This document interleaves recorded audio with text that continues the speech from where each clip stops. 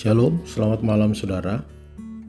Kembali lagi kita merenungkan firman Tuhan dengan judul Saudara Memilih Tuanmu. Mari berdoa. Bapa kami di surga, kembali lagi kami mau merenungkan firman-Mu. Biarlah Tuhan hadir bersama dengan kami, di dalam nama Yesus Kristus kami sudah berdoa. Amin. Ayat renungan diambil dari Roma pasal 6 ayat 18. Firman Tuhan berkata, "Kamu telah dimerdekakan dari dosa dan menjadi hamba kebenaran." Paulus memberi hanya dua tuan untuk dipilih, dosa atau kebenaran. Ia menekankan betapa jahatnya dosa. Dosa memisahkan kita dari Allah. Dosa menyakiti hati Allah.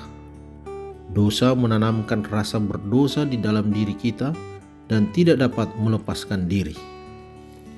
Ia pun mempersonifikasikannya agar ia dapat memperbesar kuasanya. Ia tahu kekuatannya. Dinyatakannya bagaimana itu memanfaatkan segala kesempatan untuk membunuh kita. Dosa, tuan budak-budak itu, menggiring mangsanya kepada kebinasaan.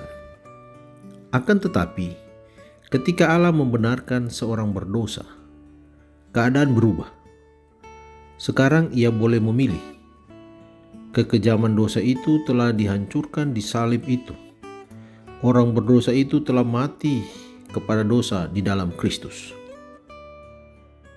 Paulus mengatakan bahwa kita memiliki kemauan yang dikuduskan, yang berhak dan berkuasa memilih kebenaran. Sebelumnya ia tidak berhak memilih. Dosa berhak mutlak.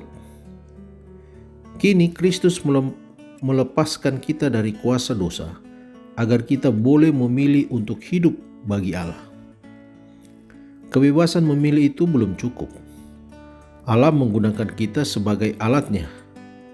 Dengan Yesus Kristus, kita sudah hidup bagi Allah. Melalui penyerahan kita kepada Roh, berarti menyetujui usaha Roh itu. Setelah tahu yang benar, lalu meminta agar kebenaran berkuasa, berarti menerima segenap kuasa surga ke dalam hati kita. Sekarang hidup yang berserah itu akan menyesuaikan dirinya dengan kehendak Allah. Ia akan meminta kuasa dari Allah untuk memilih apa yang diketahuinya benar. Ia tidak akan menyerah lagi kepada dosa. Ia akan berusaha hidup suci. Di daerah-daerah kering Australia, alat-alat dan mesin yang sudah seabad terletak begitu saja. Setelah karatnya dibersihkan, tangkinya diisi, lalu coba memutarkan selengernya, ternyata hidup kembali.